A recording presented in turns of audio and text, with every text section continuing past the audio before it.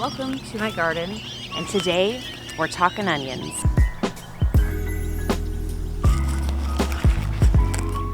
So last fall, I set out to grow a year's worth of onions. I had never really grown onions successfully before, so I was determined to do everything correctly so I could have a copious amount of onions to enjoy through the year. As a first-time onion grower, I learned a ton of information this season, and I'm here to hopefully share that information with you so you can have a more successful onion crop. Your success in growing onions really depends on two things: the variety you pick and the timing. There are two main varieties of onions to grow, either the short day varieties or the long day varieties, and this information is crucial for selecting your seeds. You might be wondering, why is this so important? Think of America and split it down the middle. All of the southern states are typically going to grow your short day varieties, and all of the more northern states are going to grow your long day varieties, with a few intermediate varieties in between. I'm in Florida, Zone 9. The varieties best suited for my climate would be short day onion varieties. The big difference between long day and short day onion varieties is the amount of sun required in order to produce an onion bulb. Now, with your short day onion varieties, they require anywhere from 10 to 12 hours of sun to form an onion bulb. With your long day onion varieties, they're going to require 14 to 16 hours of sun in the day to form an onion bulb. Picking the appropriate seeds based on where you live is crucial to onion growing success. For short day onions, you are going to start your seeds in the fall. Ideally, you will want to start them in September and plant them out in the first week of October. Long day onions, however, are completely opposite. You would start those seeds at the end of winter and typically plant out your onion starts by April. As far as short day varieties I'm growing the Texas Grana, which is a very popular option for short day varieties, and the Violet de Galmi or Violet de Jalmi. I don't know how to pronounce it exactly. I will put pictures of the seed packets on the screen for you. There are two main ways to start your onions: from seeds or from sets. Now, I started all my onions from seed utilizing a method called the dump method. You can also purchase onion sets. However, there are definitely some disadvantages to using onion sets. One, they're a lot more expensive, and two, they're more susceptible to bolting prematurely because at the time of purchasing onion sets, they've grown to be about 1 inch in diameter. The person who is growing them chops the top off, sets them in a cool place, and ships them off to you. The issue with this is the stress involved going from one place to another, one climate to another. Changes in temperatures can send signals to those onions that they are on their second season due to the onions being a biannual growing plant. Now, this will encourage the onion plant to set out seeds and stop growing a bigger bulb.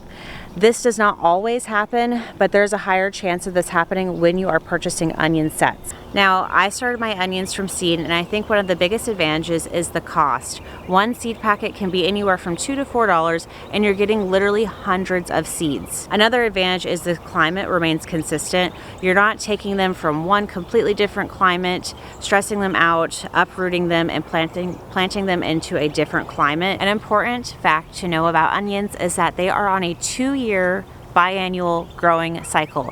Now, the first year is dedicated towards growing that onion bulb that we harvest. The second year, all its energy is dedicated towards bolting, producing a flower, and going to seed. Ideal onion growing conditions would be in loose and loamy soil. You don't want hard, compacted soil. This is going to prevent the onion from stretching out and growing big. Furthermore, I planted my onions in about 3 inches of compost, giving them ample amounts of nutrients. In addition to the compost and loose and loamy soil, you'll want to fertilize your onions about once a month. I did this using Alaskan fish fertilizer, which is my go-to fish fertilizer. Companion planting your onions can be a great organic way to protect your more susceptible plants from pests. Onions sit at the top 3 to 4 inches of soil with a very shallow root system. They also give off a very pungent odor or are actually considered toxic to some pests, such as bunnies. Now, this makes them ideal candidates for companion planting with plants such as tomatoes, I've also planted all my strawberries right next to my onion patch.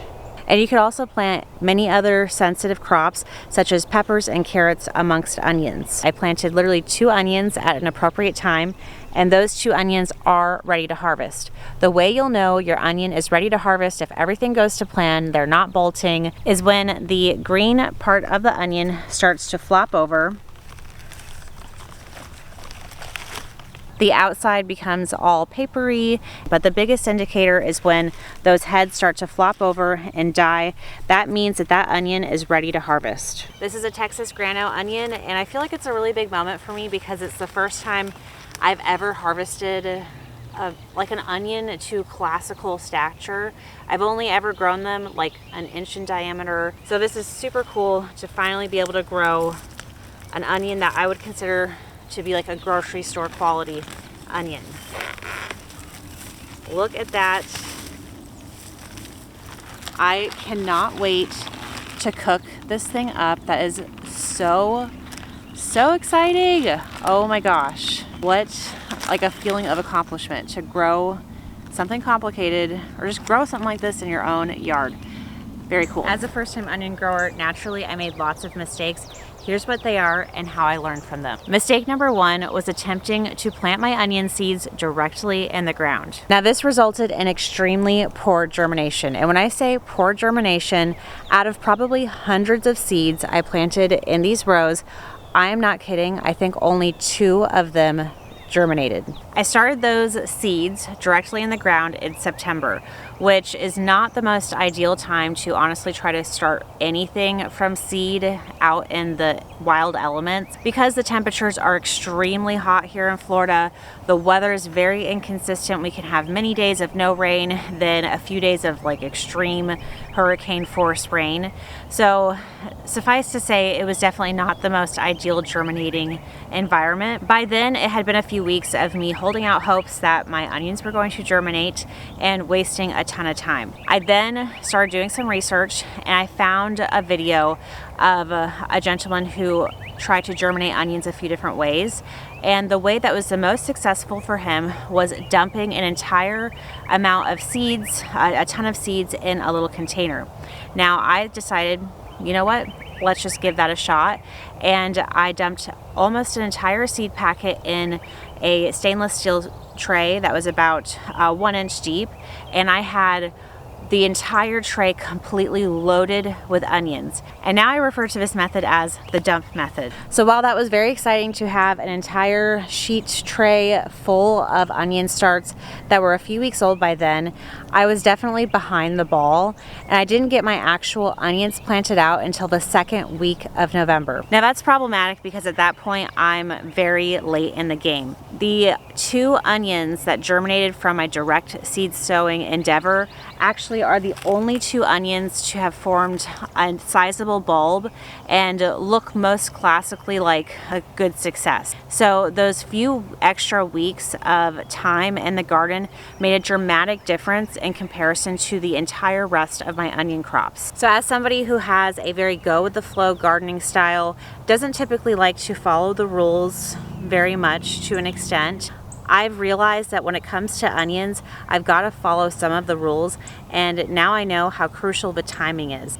Next August, I'm going to get my onion seeds started, and I will plan to get them transplanted out no later than the 1st day of October. The next biggest mistake I made when growing my onions is I have tons of bolted onions all over the place. This is going to happen for a few different reasons, but first of all, what is having a bolted onion? What does that mean? Onions are biannual plants. The first year is focused on making the bulb. The 2nd year is focused on going to seed and putting all their energy towards that. Once your onions start to form a flower head, the actual bulb will no longer grow. So you'll want to harvest those onions as soon as possible because you're risking them starting to rot or turn woody. They're no longer going to grow. They're going to focus on producing seeds. This can happen for a variety of different reasons. Inconsistent watering, which I'm definitely guilty at. I would probably go like 5 days or so without watering my onions, assuming, hey, they look good over there. I don't need to travel all the way to this part of the garden and water them. Things I've learned from that is Next year, I'm going to install drip irrigation to have more consistent watering. Onions do like to have well-drained, moist soil. They don't want to be absolutely saturated with water, but they also like consistently moist soil. So I definitely failed on that front. Another reason my onions have started to bolt is due to inconsistent temperatures. Now this is going to stress the plant out, and it's going to make them bolt prematurely.